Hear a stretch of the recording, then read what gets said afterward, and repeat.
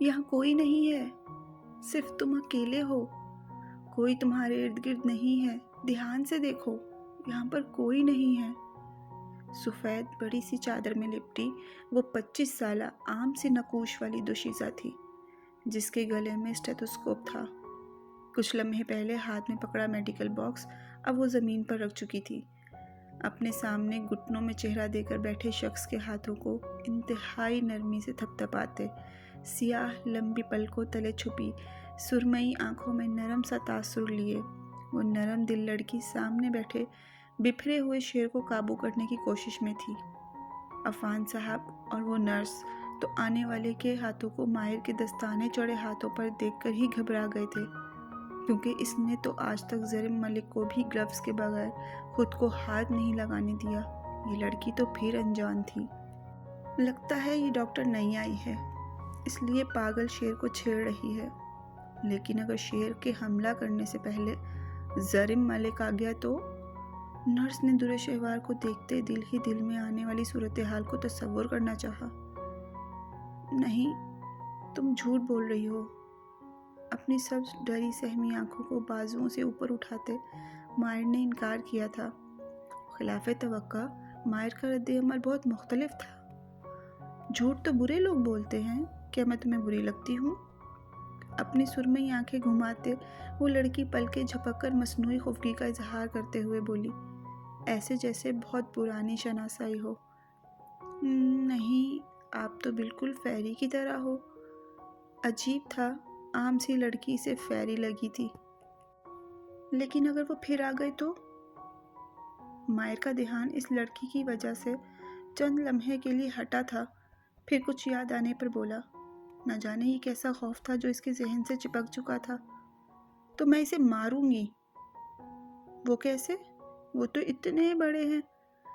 चेहरा जो फिर से बाजुओं में छुपा था, इससे झांकती सब्ज आंखों में डर के साए ख़त्म होते वहाँ पर हल्के हल्के इश्तियाक ने जन्म लिया। वो तो एक सीक्रेट है जो मैं आपको एक शर्त पर बताऊंगी।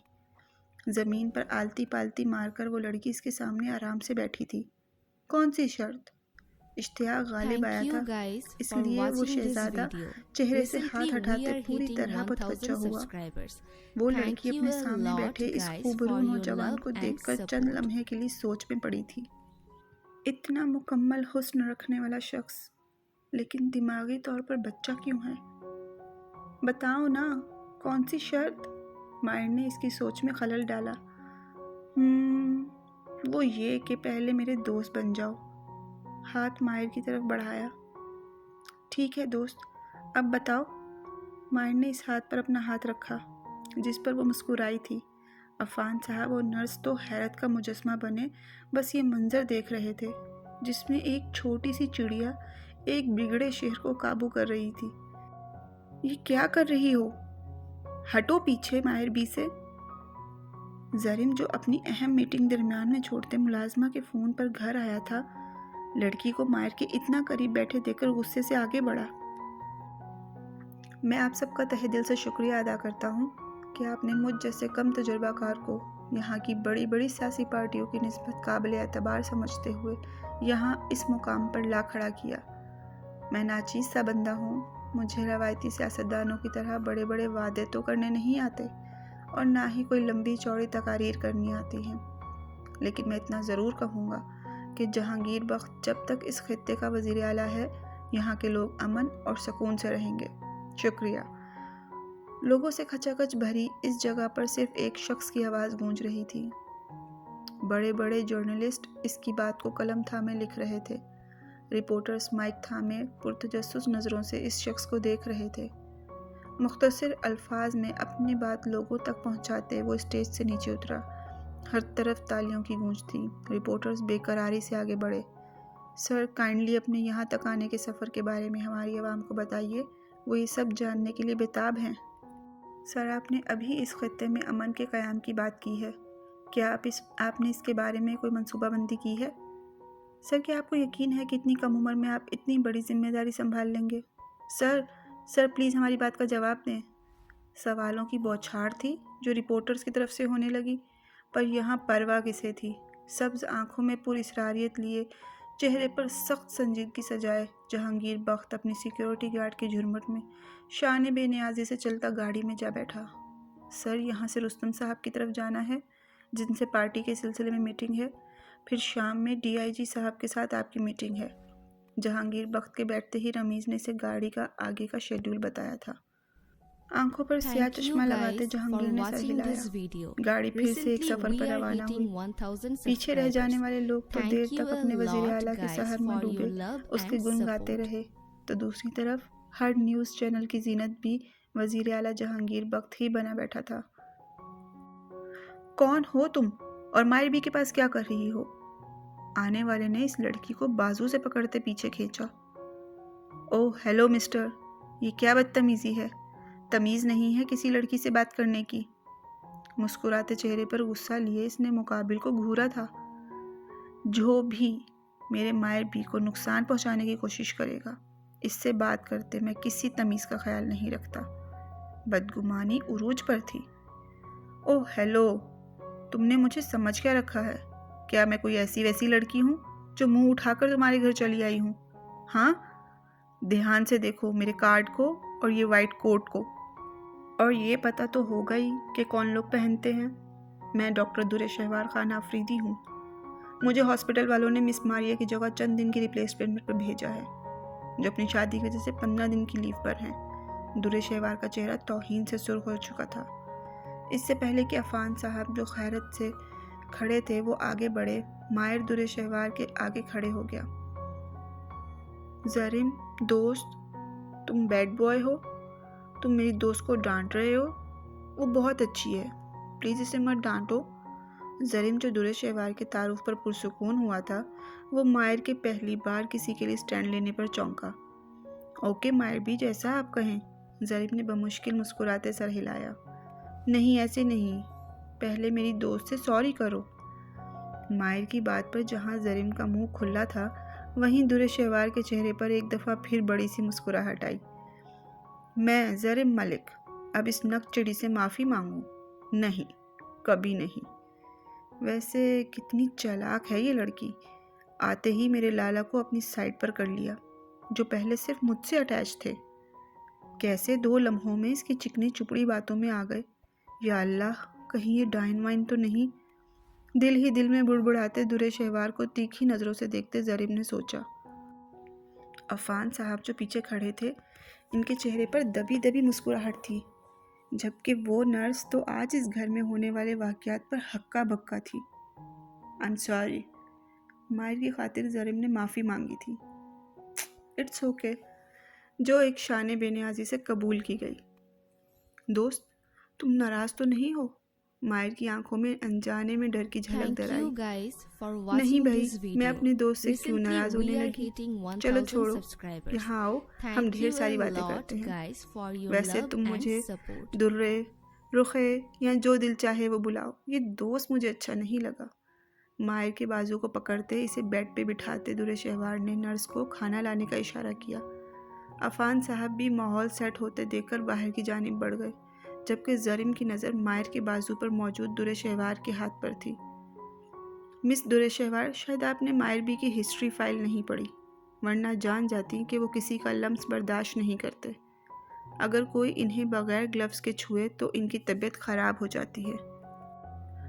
زریم کی بات پر در شہوار کو اپنی لاپرواہی کا احساس ہوا، جو وہ جانے کتنی دفعہ کر چکی تھی۔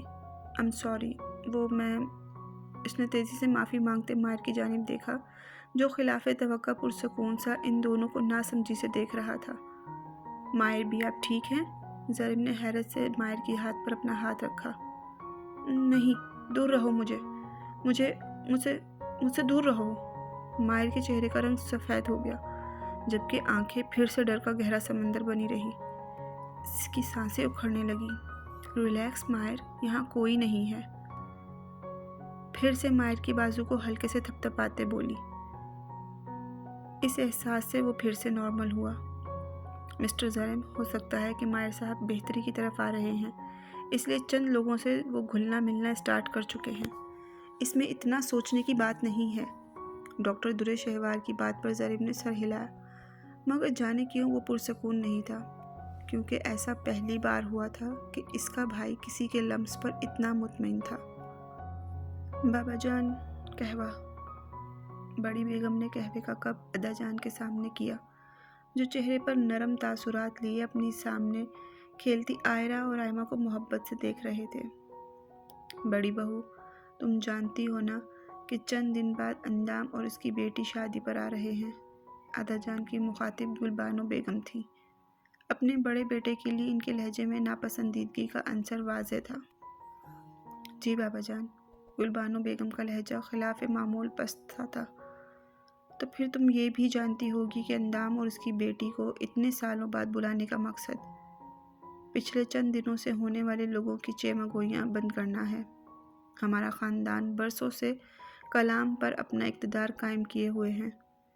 ایک عرصے سے ہم نے یہاں کامیابی سے سیاست کی ہے، لیکن پچھلے کچھ عرصے سے مخالفین نے یہاں کے لوگوں کو یہ کہہ کر ہمارے خلاف کرنا شروع کر دیا ہے کہ جو شخص اپنے گھر کو نہیں سنبھال سکتا وہ اس علاقے کو کیا سنبھالے گا۔ جمہور کی کرسی ہمیں خطرے میں نظر آ رہی ہے، اس لیے اپنا اعتماد لوگوں میں بحال کرنے کے لیے ہم نے بمشکل سالوں بعد اپنے اس نافرمان بیٹے کی شکل دیکھنے پر خود کو آمادہ کیا ہے۔ ادا جان کا لہجہ چہرے کی نسبت تلخ تھا۔ وہ بولتے بولتے رک گئے۔ لیکن بہو، تم کان کھول کر سن لو، ان دونوں کو اگر کسی نے یہاں مہمان سے زیادہ کا درجہ دیا تو وہ بھول جائے کہ ان جیسی نافرمان اولاد کا میرے گھر سے کوئی تعلق بھی ہے۔ ان کے لہجے میں چھپی دھمکی پر سنجیدہ چہرہ لیے کھڑی گلبانو بیگم کے دل میں تکلیف سی ہوئی، پر انہوں نے اظہار نہیں کیا۔ گلبانو بہو، امید ہے تم ہماری بات کی لاج رکھو گی۔ ہم ڈیرے پر جا رہے ہیں۔ ادا جان بڑی بہو کے سر پہ ہاتھ رکھتے ہوئے بولے۔ ادا جان جا چکے تھے جبکہ گلبانو بیگم بے دردی سے اپنی آنکھ سے نکلنے والے اس واحد آنسو کو صاف کرتے برتن سمیٹنے لگی۔ وہ مضبوط عورت اپنی کمزوری کسی پر ظاہر نہیں ہونے دیا کرتی تھی، لیکن ایسی کون سی غلطی ان کے شوہر نے کی تھی کہ نرم دل ادا جان نے بھی ان سے قطع تعلق کر لیا تھا۔ رخسانہ بائی ایک مشہور رقاصہ ہے جو آج کل ایک کوٹھے کو چلا رہی ہے۔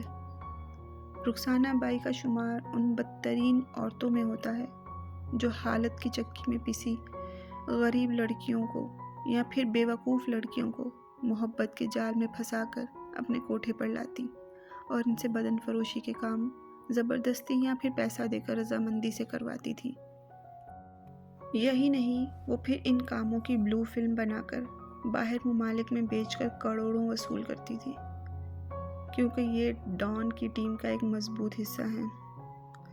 پاکستانی پولیس اس پر ہاتھ ڈالنے سے ڈرتی ہے کیونکہ وہ ایسی ناگن ہے جس کی پہنچ ملک کے بڑے بڑے سیاستدانوں تک ہے، اور ان سیاستدانوں کے خفیہ راز اس کے پاس چھپے ہیں۔ غرض یہ کہ وہ ایک با اثر عورت ہے۔ ہمارا اگلا ٹارگٹ یہی ہوگی۔ پروجیکٹر پر چلتی تصویر کی جانب دیکھتے نمبر 4 بریفنگ دے رہا تھا۔ سیویئر کی سرخ انگارہ آنکھیں مسلسل اس تصویر کو دیکھ رہی تھیں۔ اعلیٰ طرز کے بنے اس میٹنگ ہال میں اندھیرے اور گمبھیر خاموشی کا راج تھا۔ سیویئر، ہمیں اس بچے کو ہاسپٹل منتقل کرنا پڑے گا یا پھر کسی ڈاکٹر کو یہاں لانا پڑے گا، کیونکہ اس کی حالت بہت خراب ہو رہی ہے۔ وہ مسلسل بے ہوشی کی حالت میں ہے۔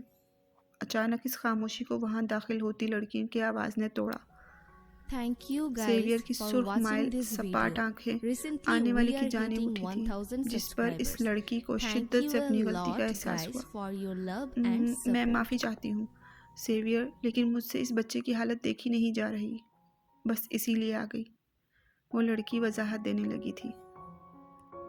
مہک، تم جاؤ، میں ابھی کسی ڈاکٹر کا بندوبست کرتا ہوں، نمبر 4 نے مہک کو وہاں سے بھیجتے ہوئے کہا، کیونکہ وہاں وہی ایسا شخص تھا جو اس سخت دل شخص کے سامنے بولنے کی ہمت رکھتا تھا۔ نمبر 4 کی بات پر مہک تیزی سے سر ہلاتے ہوئے کمرے سے نکلی۔ آگے کا پلان بعد میں ڈسکس ہوگا۔ نمبر 4 نے باقی سب کو بھی وہاں سے بھیجا اور خود سیویئر کے پاس آیا۔ روز بروز تمہاری جرت میرے سامنے کچھ زیادہ ہی بڑھتی جا رہی ہے۔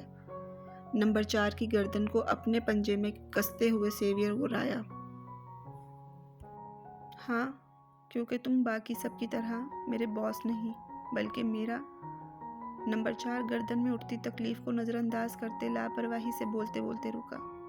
بس اپنی زبان کو لگام دو نمبر 4، ورنہ آج ہی اپنی ٹیم سے باہر نکال دوں گا، اور پھر اگر تم نے کام کے معاملے میں کسی اور چیز کو لانا چاہا تو ایک کک لگا کر باہر کروں گا۔ اوہ یار، نہیں، میرا مطلب ہے باس۔ سچی اب کچھ نہیں کہتا، لیکن پلیز یہ گینگ سے نکالنے کی دھمکی مت دیا کرو۔ نمبر 4 تیزی سے پٹری پر واپس آتے معافی مانگتے ہوئے بولا، میں ڈاکٹر کو لے کر آتا ہوں۔ سیویئر بغیر کچھ کہے باہر کی جانب بڑھا، جبکہ نمبر 4 اس کھڑوس کی کمر کو گھورتے ہوئے بڑبڑایا، پورا پتھر دل شخص ہے، اللہ کرے ایسی لڑکی ملے اسے کہ اس کی ناک میں دم کر دے۔ نمبر 4 اپنے گلے کو سہلاتا ہوا باہر کی جانب بڑھا۔